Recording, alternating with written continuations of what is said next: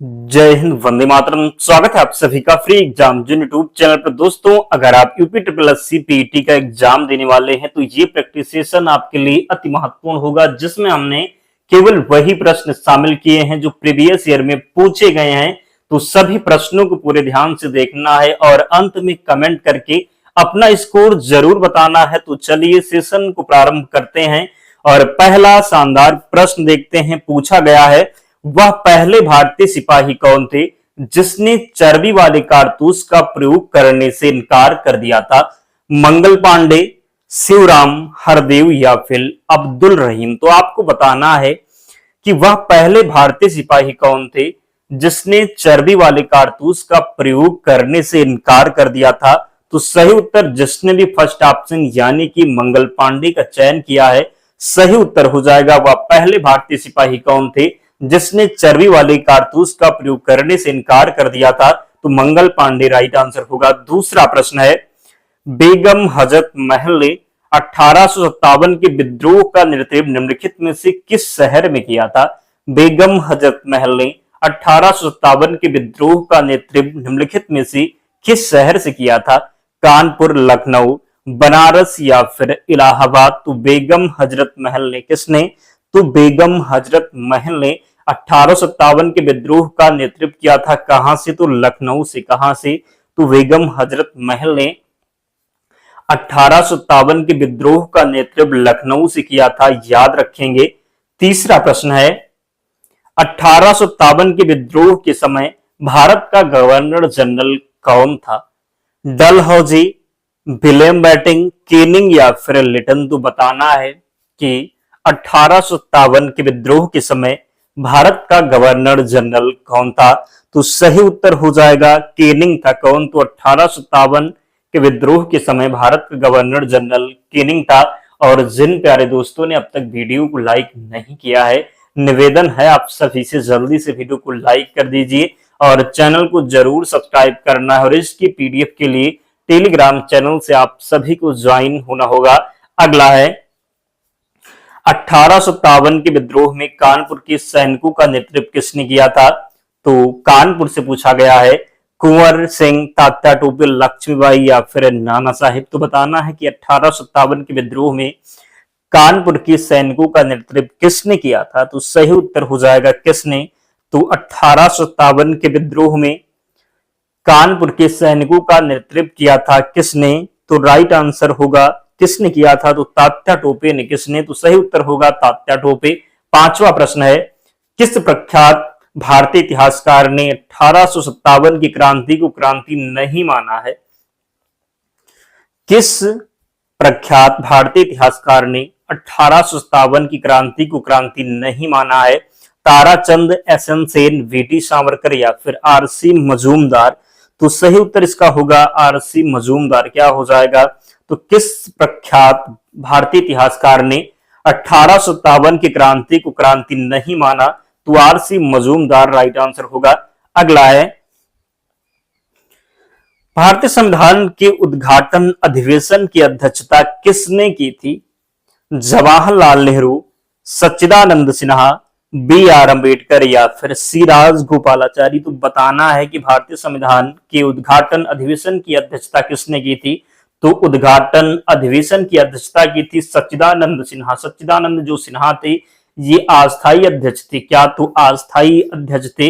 अगर आपसे पूछा जाए कि अस्थायी अध्यक्ष कौन बने थे तो डॉक्टर राजेंद्र प्रसाद, याद रखना है। सातवां प्रश्न है, 11 दिसंबर 1946 को कब? तो 11 दिसंबर 1946 को किसने संविधान सभा का अस्थायी अध्यक्ष चुना गया? तो अस्थायी अभी आपको हमने बताया डॉक्टर सच्चिदानंद सिन्हा और अस्थायी अध्यक्ष हमने आपको बताया डॉक्टर राजेंद्र प्रसाद। किसने?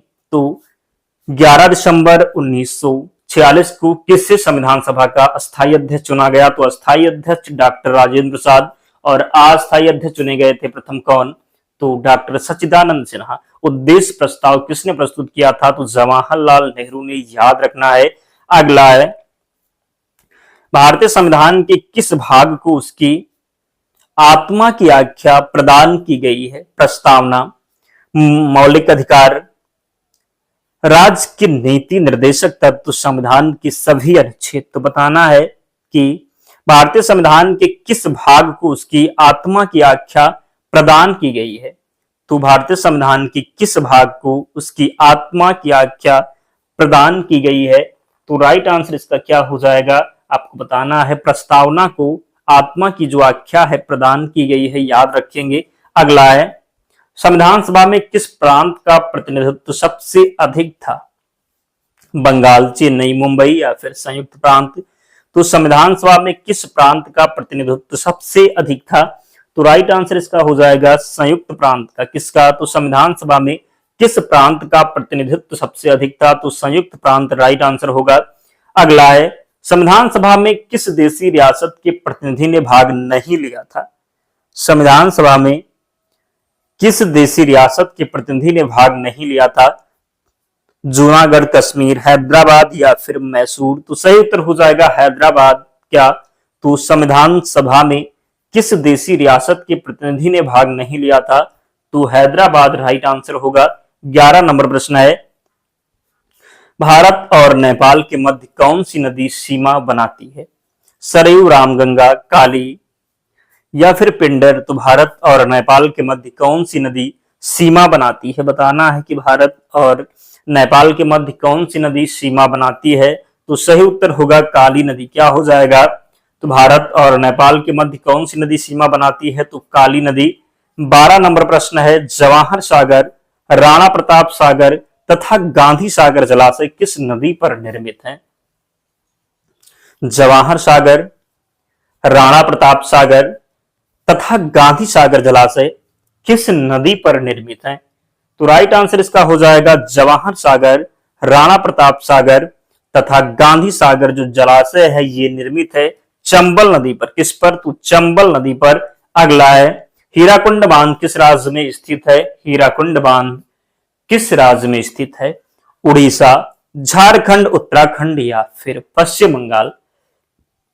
बात करेंगे हीराकुंड बांध की। तो हीराकुंड जो बांध है ये भारत का सबसे क्या है, तो लंबा बांध है। क्या है, तो हीराकुंड बांध भारत का सबसे बड़ा बांध है। ये कहां पर स्थित है, तो हीराकुंड बांध उड़ीसा में स्थित है। कहां पर, तो उड़ीसा में। पूछा जाए किस नदी पर स्थित है हीराकुंड बांध, तो याद रखेंगे महानदी पर स्थित है। किस पर, तो महानदी पर स्थित है, याद रखना है।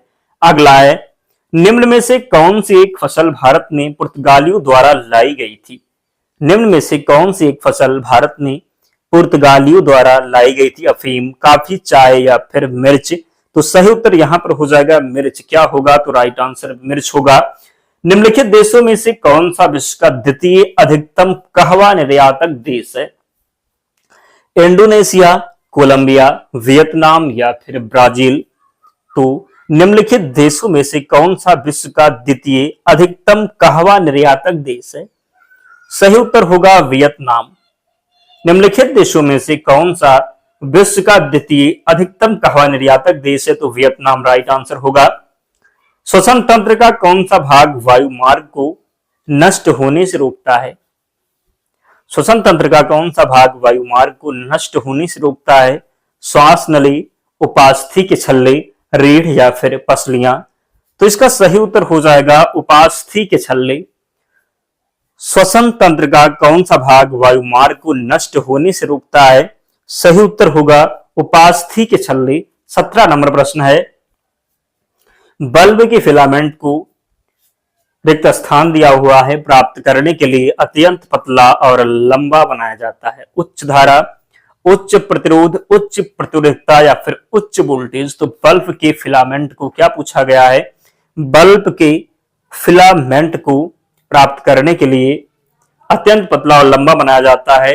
तो बल्ब के फिलामेंट को उच्च प्रतिरोध प्राप्त करने के लिए क्या होगा, तो उच्च प्रतिरोध प्राप्त करने के लिए। 18 नंबर प्रश्न है विद्युत मोटर का कौन सा भाग उसमें प्रभावित धारा की प्रवाह की दिशा को उलट देता है।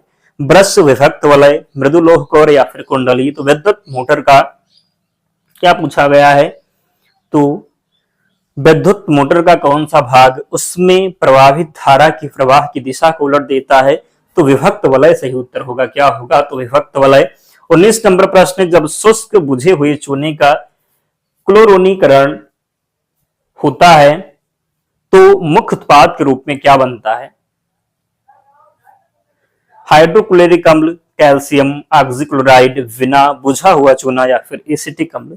तो सही उत्तर हो जाएगा कैल्शियम ऑक्सीक्लोराइड। क्या होगा? तो कैल्शियम ऑक्सीक्लोराइड सही उत्तर होगा। 20 नंबर प्रश्न, एक गोलीय दर्पण को फोकस और वक्रता केंद्र के बीच की दूरी वक्रता त्रिज्या r के पदों में किसके बराबर होती है? 2r, ry 2r/4 या फिर r। तो एक गोलीय दर्पण को फोकस और वक्रता केंद्र के बीच की दूरी वक्रता त्रिज्या r के पदों में किसके बराबर होगी? तो सही उत्तर होगा r/2। क्या होगा? तो r/2। आज ये पहला था, तो आज हमने केवल 20 प्रश्नों को लिया था। हमने वही प्रश्न लिया है जो आपके सिलेबस में दिया हुआ है। तो 20 प्रश्नों में कमेंट करके बताइए कि आपका स्कोर जो है कितना रहा, कितने प्रश्न आप सही कर पाए, जरूर कमेंट करके बताएं। और अगर आप कमेंट करते हैं तो डेली एक प्रैक्टिस सेट हम आपके लिए तैयार करेंगे और इसकी पीडीएफ के लिए टेलीग्राम चैनल से जुड़ जाना, लिंक डिस्क्रिप्शन बॉक्स में है, या फिर आप टेलीग्राम पर जाएंगे, सर्च करेंगे फ्री एग्जाम जोन, आपको चैनल मिल जाएगा, ज्वाइन हो जाना, वहां पर आपको सारी पीडीएफ मिल जाएगी। तो मिलते हैं नेक्स्ट वीडियो में, तब तक पढ़ते रहिए, ध्यान रखिए अपना, स्वस्थ और सुरक्षित रहिए। जय हिंद।